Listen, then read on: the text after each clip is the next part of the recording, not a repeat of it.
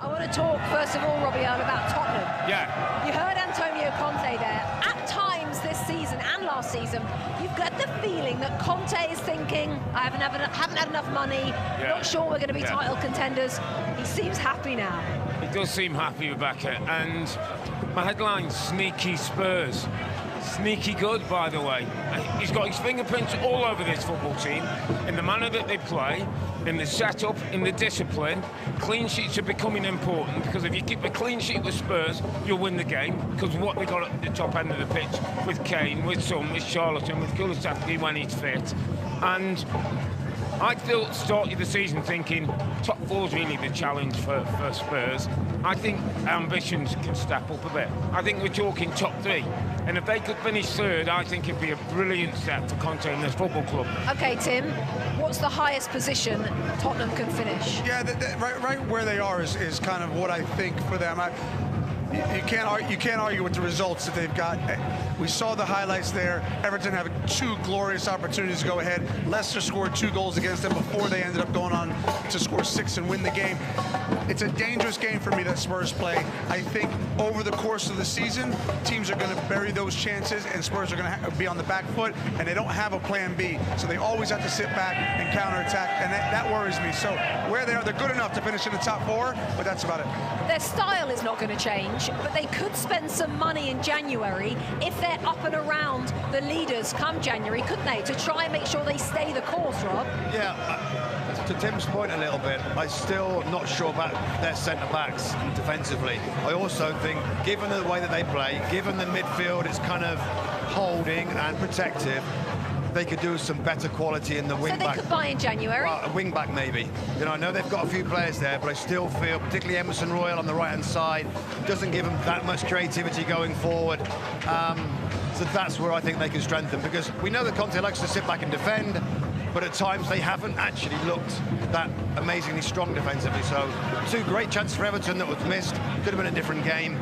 But to Robbie Earl's point, you know, they're kind of grinding, and you feel there's actually more to come from them as the season goes on. OK, let's talk about the other end of the table, Tim. Leicester City, Nottingham Forest, Brendan Rodgers, Steve Cooper. Who are you more concerned about right now, even though Cooper's just signed a new deal? But we all know contracts are not worth the paper they're written on. Because of that, Rodgers, yeah, you know, I like Brendan Rodgers as manager, speaks well. You know, he gets his teams in the right frame to play. I just don't know if the message is getting across. When I look at Leicester, most drop points from winning position this season. Set pieces are always a problem with them. That, to me, is a mentality. I don't know if the players are getting that message anymore. They didn't buy. They only bought fast, and he's not really settled. So they have some good players in front of the pitch, but I worry about him. Steve Cooper, bottom of the league, just signed a new deal. If Nottingham Forest are bottom of the league when the World Cup starts, is he still the manager January or Boxing Day? No, Steve Cooper will be walking the park and walking his dog back. So what's the point of the new contract? The new contract was to support him, to probably give him something for what he's done for this football club. Nottingham Forest is like Leeds United. They have spent so much time out of the Premier League, Rebecca, they cannot go down. And Steve Cooper could have a 50-year contract. If they're bottom by the World Cup, there's a chance to bring in a new coach, there's a chance to get new players, there's a chance to do it differently. They will do it differently. But what he has done for this football club, nobody else could do for the past 23 years, Steve Cooper. Surely he deserves more than a third of the season, Robbie.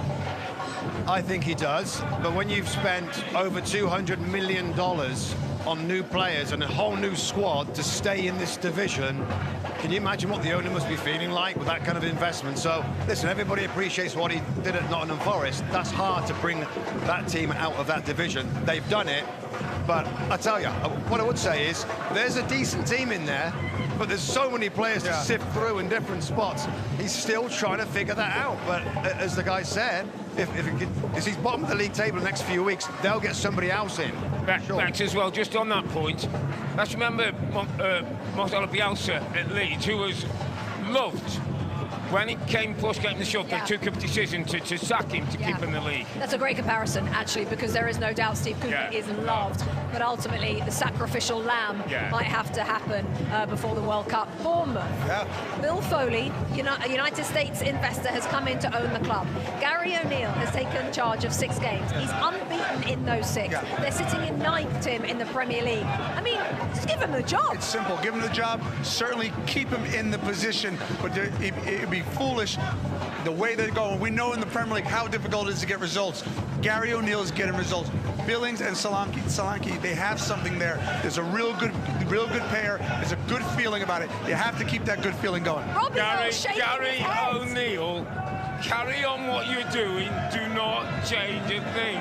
You're making manager. He loses his first game. It's all different. Give him a contract, man. Give him a new contract. Leave the contract in the drawer. Let him carry on doing what But it's not broken. So why are they trying to fix it, right? That's the adept advocate. Correct. It's the right thing to do. The right thing to do. He's done a good job. What, how long is it? Are we just going to keep floating? Let's go to the end of the season when we stayed up, and then we'll talk about it. End of the season. He's got to keep doing it all the way to the end of the season. So interim manager until the end of the season. Yes, let's do it. All right. Hi there, I'm Rebecca Lowe, studio host for NBC's coverage of the Premier League. Don't forget to hit subscribe to watch more videos all season long. For even more Premier League content, from original series to live matches, head over to Peacock and be sure to tune in for Premier League mornings every weekend on USA Network and on Peacock. We will see you over there.